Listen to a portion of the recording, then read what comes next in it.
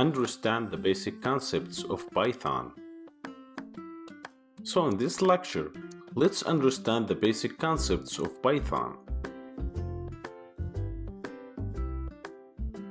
Python is an interpreted language, which means you can run the program as soon as you make some changes to the file. So that makes fixing programs is much quicker than many other languages.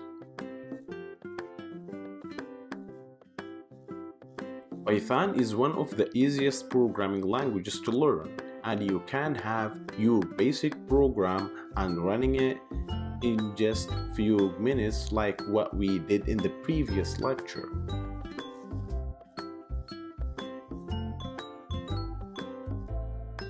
Python is an interpreted language and it doesn't need to compile it like other object-oriented languages.